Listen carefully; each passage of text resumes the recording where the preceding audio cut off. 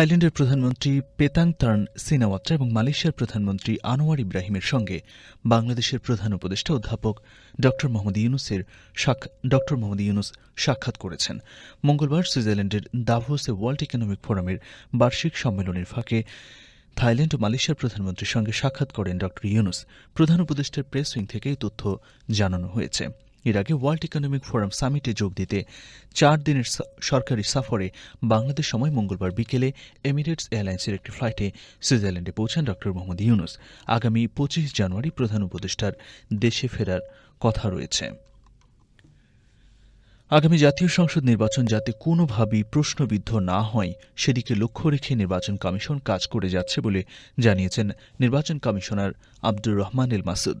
জনগণের কাছে সুষ্ঠু ভোট উপহার দিতে তাদের কমিশন প্রতিজ্ঞাবদ্ধ বলেও মন্তব্য করেন তিনি। বুধবার বরিশালে নির্বাচন কর্মকর্তাদের সঙ্গে মতবিনিময়কালে সাংবাদিকদের সঙ্গে তিনি একথা বলেন। এ সময় সাংবাদিকদের এক প্রশ্নের জবাবে তিনি বলেন, তাদের মূল লক্ষ্য আগামী জাতীয় সংসদ নির্বাচন সুষ্ঠুভাবে আয়োজন করা, সেদিকেই এগিয়ে যাচ্ছে তাদের কমিশন। অপর এক প্রশ্নের জবাবে ইসি মাসুদ বলেন, স্থানীয় সরকার নয়, আগে জাতীয় সংসদ নির্বাচন নিয়ে ভাবছে কমিশন। আওয়ামী লীগকে নিয়ে নির্বাচনে যাওয়ার বিএনপির আগ্রহ নেই বলে জানিয়েছেন দলটির স্থায়ী কমিটির সদস্য ড মঈন খান। বুধবার সকালে যুক্তরাজ্য বিএনপির নেতাদের নিয়ে প্রয়াত রাষ্ট্রপতি জিয়াউর রহমানের সমাধিতে শ্রদ্ধা নিবেদন শেষে সাংবাদিকদের প্রশ্নের জবাবে তিনি একথা জানান। ড মঈন খান বলেন, সরকারে থাকাকালীন সময়ে আওয়ামী লীগ দেশের মানুষের সঙ্গে বেইমানি করেছে। ফ্যাসিস্টদের নিয়ে নির্বাচনের আগ্রহ নেই বিএনপির। স্বৈরাচার বিরোধী প্রবাসী বাংলাদেশিদের আত্মীয় স্বজনদের উপর জুলুম করেছে আওয়ামী লীগ সরকার। তিনি বলেন, সরকারের গুরু দায়িত্ব হচ্ছে দেশে গণতন্ত্র ফিরিয়ে আনা। এই দায়িত্ব পালনে বিএনপি সহযোগিতা করে যাচ্ছে। ছাত্র জনতার অভ্যুত্থানের মুখে গত বছরের আগস্টে দেশ ছেড়ে ভারতে আশ্রয় নেন বাংলাদেশের ক্ষমতাচ্যুত প্রধানমন্ত্রী শেখ হাসিনা। এরপর থেকে একে একে বের হয়ে আসছে হাসিনার শাসনামলে মানবাধিকার লঙ্ঘনের ভয়াবহ চিত্র। একটি তদন্তকারী কমিশনের বরাত দিয়ে প্রতিবেদনে বলা হয়েছে, হাসিনার সরকারের অধীনে গোপন কারাগারে শিশুদেরও বন্দী রাখা হতো এবং তাদের উপর নির্মম নির্যাতন চালানো হতো। এসব শিশুদের মধ্যে এমনও ঘটনা রয়েছে যেখানে তাদের মায়ের দুধ পান করতে দেওয়া হয়নি, যাতে তাদের মায়েদের মানসিকভাবে চাপ সৃষ্টি করা যায়। মঙ্গলবার এক প্রতিবেদনে এই তথ্য জানিয়েছে তুরস্কের সংবাদ মাধ্যম টিআরটি ওয়ার্ল্ড। প্রতিবেদনে বলা হয়েছে, ৭৭ বছর বয়সে হাসিনার বিরুদ্ধে মানবতা বিরোধী অপরাধের অভিযোগে ঢাকায় গ্রেফতারি পরোয়ানা জারি করেছে, যিনি ২০২৪ সালের অগাস্টে ছাত্র নেতৃত্বাধীন বিপ্লবের মাধ্যমে তার পতনের পর পুরনো মিত্র ভারতে পালিয়ে গেছেন। কমিশন বলছে, তাদের কাছে এমন একাধিক যাচাইকৃত ঘটনা রয়েছে যেখানে নারীরা তাদের সন্তানদের সঙ্গে নিখোঁজ হয়েছে। ২০২৩ সালেও এই ধরনের ঘটনা ঘটেছে। একজন গর্ভবতী মহিলাকে তার 2 ছোট বাচ্চাসহ গোপন বন্দিশালায় আটকে রেখে মারধর করা হয়েছিল। এটি কোনো বিচ্ছিন্ন ঘটনা ছিল না। ইতালির রোম থেকে ঢাকাগামী বিমান বাংলাদেশ এয়ারলাইন্সের একটি ফ্লাইটে বোমা হামলার হুমকি পাওয়া সেই বিমানে তল্লাশি করেছে বোম্ব ডিসপোজাল ইউনিট। তবে এতে বোমা ও বোমা সদৃশ কিছুই পাওয়া যায়নি। বুধবার দুপুর 12:30টার দিকে ঢাকার হজরত শাহজালাল আন্তর্জাতিক বিমানবন্দর সূত্রে এই তথ্য জানা গেছে রোম থেকে ঢাকাগামী বিমানে হুমকি পাওয়ার পর পুরো বিমান তল্লাশি করে কোনো বোমা বা বোমা সদৃশ কিছু পাওয়া যায়নি। যাত্রীদের সব ব্যাগেজ চেক করা হয়েছে, কোথাও বিস্ফোরক বা কিছু পাওয়া যায়নি। প্রসঙ্গত, ইতালির রোম থেকে ঢাকাগামী বিমান বাংলাদেশ এয়ারলাইন্সের একটি ফ্লাইটে বোমা হামলার হুমকি দেওয়া হয়। একটি অপরিচিত নম্বর থেকে ঢাকার হজরত শাহজালাল আন্তর্জাতিক বিমানবন্দরে ফোন করে এই হুমকি দেওয়া হয়। এই ঘটনার পর অবতরণের পর বিমানটিকে নিরাপত্তা বেষ্টনীতে ঘিরে রাখে আইনশৃঙ্খলা রক্ষাকারী বাহিনী।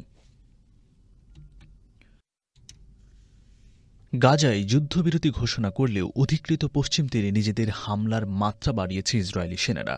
মঙ্গলবারের জেনিন শহরে চালানো অভিযানে নিহত হয়েছেন অন্তত 10 জন। এদিকে রাফার ধ্বংসস্তূপের মাঝে মৃতদের দেহাবশেষ খুঁজে বেড়াচ্ছেন স্থানীয় স্বেচ্ছাসেবীরা। তবে কঙ্কাল ছাড়া কিছুই মিলছে না। আল জাজিরার প্রতিবেদনে বলা হয়েছে, গাজায় 15 মাসের বেশি সময় ধরে ভয়াবহ তাণ্ডব চালিয়েছে ইসরায়েলি বাহিনী। এরই মধ্যে অবরুদ্ধ উপত্যকাটির লাইফলাইন খ্যাত রাফার ধ্বংসস্তূপের মাঝে মৃতদের দেহাবশেষ খুঁজে বেড়াচ্ছেন স্থানীয় স্বেচ্ছাসেবীরা। যুদ্ধবিরতি শুরুর আগে হারানো স্বজনদের খুঁজতে হতভাগ্য পরিবারের শতাধিক ফোন পেয়েছেন বলে জানান তারা। স্বাভাবিক জীবনযাপনের আশায় এরই মধ্যে শুরু হয়েছে ধ্বংসস্তূপ সরানোর কাজ, তবে ভারী যন্ত্রপাতির অভাবে ধ্বংসাবশেষ সরানোর কাজে বেগ পেতে হচ্ছে বলে জানান সংশ্লিষ্টরা। তবে মঙ্গলবার গাজায় মানবিক সহায়তা নিয়ে প্রায় ৯০০ ট্রাক প্রবেশ করেছে বলে জানিয়েছে জাতিসংঘ। এদিকে যুক্তরাষ্ট্রের প্রেসিডেন্ট ডোনাল্ড ট্রাম্প বলেছেন তিনি মধ্যপ্রাচ্য সফরের কথা ভাবছেন, তবে তা শিগগিরই হচ্ছে না। মঙ্গলবার সাংবাদিকদের উদ্দেশ্যে ট্রাম্প বলেছেন, আমরা মধ্যপ্রাচ্যে যাওয়ার কথা ভাবছি, তবে এখনই নয়। এদিনও গাজায় যুদ্ধবিরতি চুক্তি করার কৃতিত্ব পুনরায় নেন ট্রাম্প। তিনি বলেন, আমি এখানে না থাকলে তারা অর্থাৎ জিম্মিরা কখনোই ফিরে আসত না। তবে হামাসের হাত থেকে মুক্ত ইসরায়েলের বন্দীদের জন্য দুঃখ প্রকাশ করেন মার্কিন প্রেসিডেন্ট।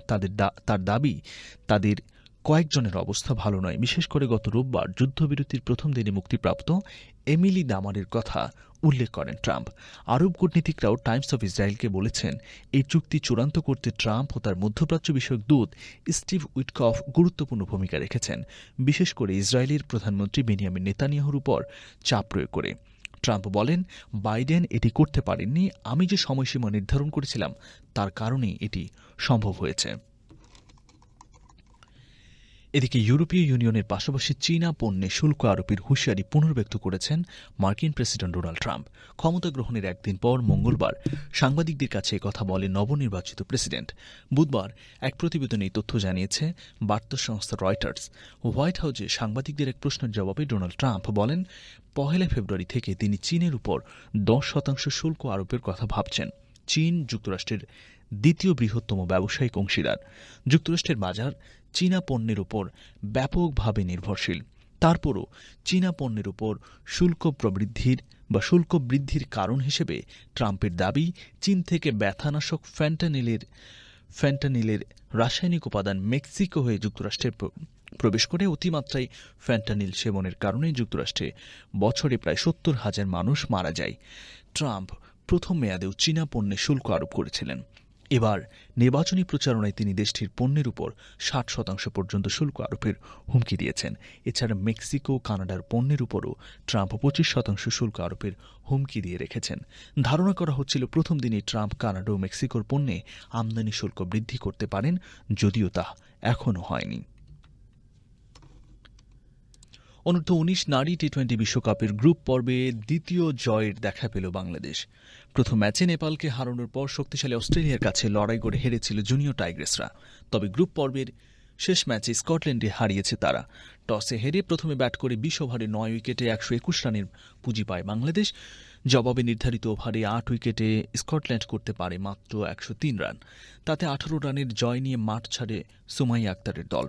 এই জয়ের ফলে সুপার ৬ নিশ্চিত করল বাংলাদেশ। বাংলাদেশের ১২১ রানের পুঁজিতে সর্বোচ্চ ইনিংসটি খেলেন অধিনায়ক সুমাইয়া আক্তার। ৩৬ বলে ২৯ রান করেন তিনি। এছাড়াও আফিয়া আসিমা ২১ এবং জুয়াইরিয়া ফেরদৌসের ব্যাট থেকে আসে ২০ রান। স্কটল্যান্ডের হয়ে ২টি করে উইকেট নেন নাইমা শেখ এবং মাইসি মাসিয়ারা।